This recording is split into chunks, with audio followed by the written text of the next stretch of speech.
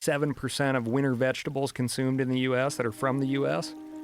are irrigated by the Colorado River. 97%. So if your mommies and daddies are out there eating a nice green salad in the winter months, all that is fed by water from public land. Wow. Like, do we want that shit to be privatized? Right. Yeah. Like, what happens then? Yeah. Yeah. Yeah. Well, Bill Gates already owns more farmland in this country than anybody. You know, I keep hearing that. Is he doing good stuff with it? There's no way. No? No. There's no way. I can't imagine that. What's his angle? I don't know. Well, I know he was in the fucking veggie burger business for a while, but that shit went tits up. Dude, I am so anti the lab grown and yeah. Well, that stuff's not even a real burger. It's filled with seed oils and all this goo that you need to make sure that it connects together. And then people would pretend that it's delicious. Oh, this is delicious. You can't even tell the difference. You can't tell the difference? Where are you getting your burgers? Because you're eating cardboard burger. This is bullshit. Well, and it's just bad for you. You know, that's where it went tits up when those studies that came out that said it's given lab rats cancer. Oh. Yeah. Well, listen, I think it's just bad for all of us, because if people think that your food can come from someplace other than the land, then there's no value to that land. Well, it's vegetable based, right? But then it's highly processed. It's not like, you know, you're eating an eggplant. You know, you're not eating a squash. You're eating something that's gone through this insane process to pretend that it's a burger. And, you know, there's a lot of investors who lost a shit ton of money because they were lied to. They were told that this is going to be easy to make and it's going to be really convenient and people are going to love it and people are looking for an alternative to meat. No, they're not, you know. And this is the only thing that was my buddy Duncan. He was living in North Carolina, and when COVID came and, you know, there was a lot of shortages in the supermarkets and the lockdowns and all that jazz, he's like, the only shit that's available here is this fucking bullshit fake meat. Like, fake meat was the only, he sent a picture. It was the only thing left on the shelf was like Beyond Meat or Beyond Burger or whatever the fuck it's called. Impossible Burger. Yeah. That's a good litmus test, right? Yeah. If the world's going to end. And nobody wants it. What are you reaching for? And people still aren't eating it. It's actually bad for you. Seed oils are bad for you. And those things are filled with seed oils. And there's also filled with a bunch of process. Because you can't just, it's not, you know, like, if you want to be vegetarian, just eat vegetables, okay? Don't pretend you're eating some fucking fake burger. Oh, yeah. Remember, one of my biggest pet peeves in life, a buddy of mine was, like, going down the vegan train, and we had to stop in all these towns that had, like, the best vegan restaurant. And I'm like, they're stealing our names for food. Right. The meat eater's name for food. And Tofurkey. Oh, my God, yeah. It'd be like chicken fingers, Reuben sandwich. Yeah. You know, no. and I'm like, can't you just be proud of what you're putting in your body? I don't care if it's just vegetables, but just eat Indian food. There's a lot of, like, really great Indian restaurants that are totally vegetarian. I used to eat at one that was in Woodland Hills. It was great. It was really cool because you'd go in there and everyone was speaking Hindi. Nobody, you know, like, it was like a cafeteria place, and all the menus were all in another. I had to point at things. I didn't know what the fuck it was. I'm like, give me one of those. Let's try it. Tasted great. That was great. Yeah. But it was all vegetarian. Like, there's vegetarian food that you can eat that's really good. You don't have to pretend that it's a fucking burger. It is a mental exercise, right? Yeah. It's like, no. Love vegetables. Can't eat meat. Meat's evil. I just happen to need all my vegetables to resemble meat. Well, and then there's the problem of what actually happens when you have monocrop agriculture, because a lot of that stuff is coming from that. And by the way, there's way more death per calorie of food that you get from monocrop agriculture, from growing just one crop in an area, than you're ever going to get from meat. Like, there's thousands of animals, millions of animals have to get killed in order for you to grow this food.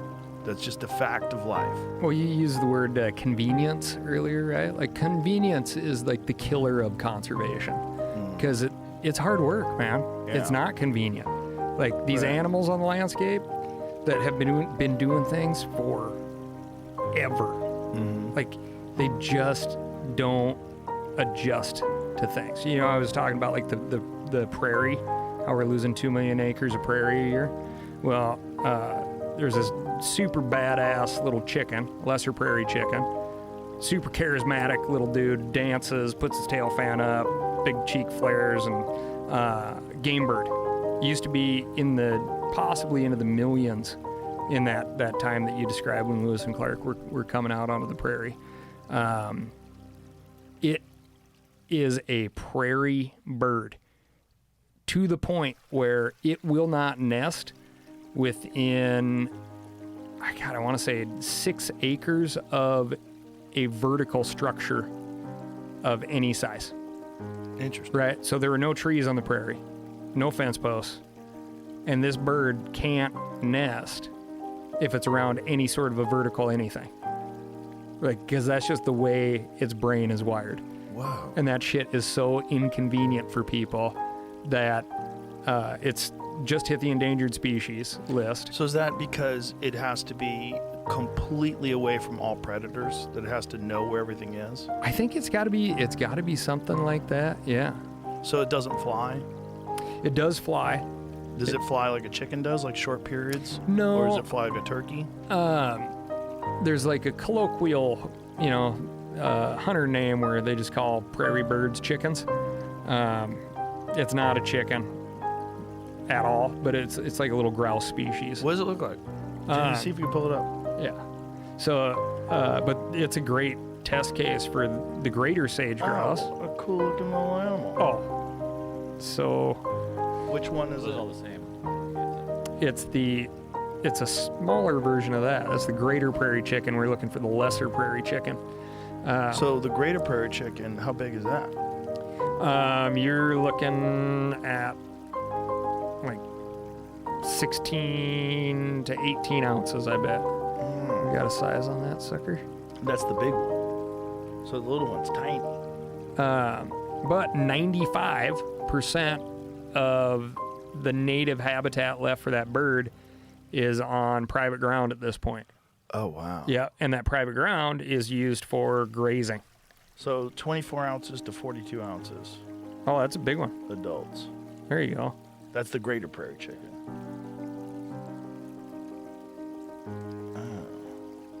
What a cool looking little bird. Oh, charisma. When I was in... This guy's got ears. Oh, whoa. That's crazy It's looking. got rabbit ears. Yeah, how weird. There's this awesome group of ranchers kind of in the Colorado, Oklahoma, New Mexico zone. And they formed the Lesser Prairie Chicken Landowner Alliance. And what they've been trying to do is because there's this huge conservation bill, biggest conservation package in the world called the Farm Bill. And it has a lot of incentive, subsidy for His fucking farmers. ears. Isn't that thing amazing? I've never seen a bird with ears like that. Oh, Like, other than like an owl kind of has them, but those are so pronounced. how cool is that thing? Is that his actual ears? Or is that just No, like a those- weird feather structure? Those are just feathers, yeah. But where's his ears? Behind that? They're right behind his eyeballs. So do you think that feather structure enhances hearing? I mean, it has to, right? No, that feather structure there is to enhance his sex life. Oh, let the ladies know. What's up? Yeah. What's up? Look at my ears, baby. Got it going on over here. They wiggle them or something? Oh, they dance. Interesting. Yeah. And so it's almost kind of a grouse. So it Yep, does it is a fly. grouse. Yeah. Yeah. Ground nesting. Yep. Yep. It's probably also one of those animals that feral cats fuck up. Oh, for sure. Yeah. For sure. Oh, wow. Look how cool it is. Wow. So beautiful looking. Look at his eyebrows. Oh, yeah. Let's go get it on. Let's go, baby. Yeah. Look at that guy's cock blocking. See that? Wow. What a cute little animal. Yeah. And this thing is tied to wide ass open grass, wide ass open prairie.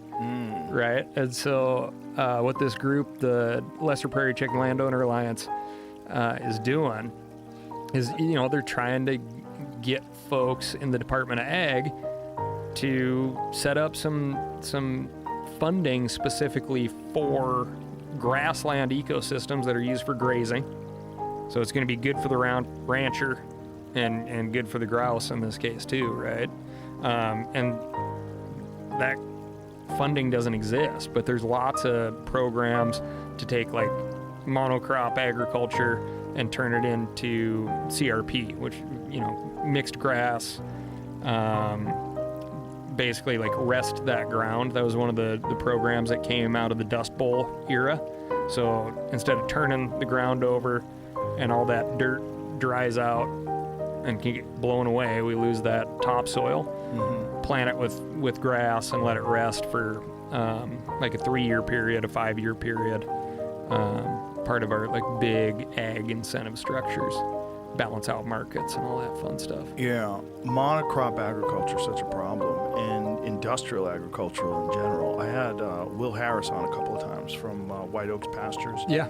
And so his family farm was an industrial farm forever, and then when he took it over, it was like a 20-year period of converting it to become regenerative. And in that process, what's really, if you look outside in our lobby area, we have 2 jars of soil that were given to us by Will, and one of them is from his neighbor's property. That's an industrial farm, and it's just like this weird pale looking fucking just, it's all industrial fertilizer that they have to use and pesticides and all that shit. And his is like this rich, dark soil that he's like super proud of, like what they've turned it and converted it over to just this natural process that's supposed to exist when animals graze, the ungulates, they poop and they make manure, and then the grasses grow and the animals eat the grass. That's how it's supposed to be. And But you know what else it is? Inconvenient. Yeah. It's hard frickin' work. Oh yeah. Right? It's hard work. This was already night and day, like on my leg. And that was the before and after picture. I think it was maybe a week or even 2 weeks. On your Instagram, you posted it. Yeah. And it was just like, my psoriasis that was right after a hunt that I had gone on, and the lack of sleep really flares it up, which I obviously on hunts, I'm eating bad in camp, whatever we're making. I'm getting like 4 hours of sleep at night, and I'm usually living off of a lot of caffeine. Those 3 things definitely flare it up pretty bad. And so that first picture was like extreme. And then the picture next to it was on that diet for, I think it was a week. Maybe it could have been 2 weeks. I'll have to look back and see. But dude, it was already so much better. I'm like, well, shit, I'm going to keep doing this and just see. So I kept doing it. And, I don't know, it was probably 3 months in. I'm just like, it's like almost gone.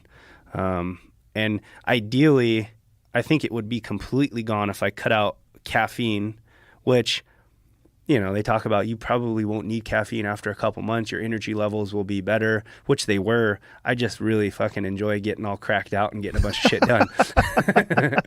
So I do love coffee. Yeah. It's a problem. Oh, it's so good. Yeah. But, and then alcohol, I'm not probably ever going to just quit alcohol. Every once in a while, I like to go have some wine with some buddies or go have some drinks. I'm a tequila guy. I'll sip some tequila. But as long as you're doing it in moderation, rather, it seems to be okay. Yeah, exactly. And so, I've just kind of been sticking to it. I talked to Sean and Paul. I've talked to both of those guys, and basically, you're talking about Dr. Sean Baker, yes, Sean Baker and Paul Saladino. Yep, sorry, yeah, both those guys are doctors, and they're also proponents of the carnivore diet. Mm-hmm. And basically, the idea was do this for 3 months, and then start adding things back in, and just figure out what foods flare it up. Well, Paul is a proponent of honey and some fruits, and I think when I'm doing it, I do it on and off. And when I'm doing it, I always have fruit before I exercise. Yep. That's what I like to do. I just eat like apples or something before I exercise, and because I need the fast sugar, and I know I'm going to burn it off anyway. Yeah. But I really do feel better when I'm just eating just mostly meat. Yeah. I mean, I don't mind salads. Salads are good. Salads don't seem to have an effect on me, but man, The thing that has an effect on me is pasta and dessert. Yeah. Those are the big ones. They For have sure. a big. I feel like shit when I eat a lot of pasta. Yep. And I'm a fucking glutton, and I just can't keep doing it. I keep them so dumb. Yeah. I'm so dumb. I know I always feel terrible, but while I'm eating it, it feels so good. Yeah, so good, man. It's Yeah. I'm the same, and I've been doing fruits, pretty much most vegetables like your nightshades, like tomatoes and pepper. I notice will start getting it flared up a bit. Really? Potatoes, I've started putting a little bit of potatoes back in, here and there, and it doesn't seem too bad yet. What about sweet potatoes? Is that sweet potatoes are okay, but mainly just fruits, vegetables. I've been doing honey, even mixing in some whole oats here and there. Paul was like against that. He's like, I probably wouldn't do that, but I just wanted to see, and it doesn't seem to be flaring it up too bad. So what I do notice is sugars, though. Like if I have any just processed sugars, anything like your processed breads. I haven't been doing any wheat, like any breads pretty much at all. And I have a little bit of white rice here and there, and that seems to be fine. So, but for the most part, it's mostly meat diet. Yeah. Now, when you're training, have you adjusted it at all during training? I had to do that, man. I did notice, not that I felt bad, I feel better. And I'm guessing it's because I'm more of an explosive athlete maybe, but I feel better when I have more carbohydrates in there. So, obviously lots of fruits, for your sugars, but that's where I started implementing a little bit of the whole oats and the white rice too, as the white rice is like a post-workout. But mainly for me, the diet is for my psoriasis. So, if I can eat that stuff and it doesn't flare it up, I'm going to do it because it doesn't make me feel bad. What about just something bland like plain rice? Does that fuck with you at all? No, not at all. And that's so maybe that's a good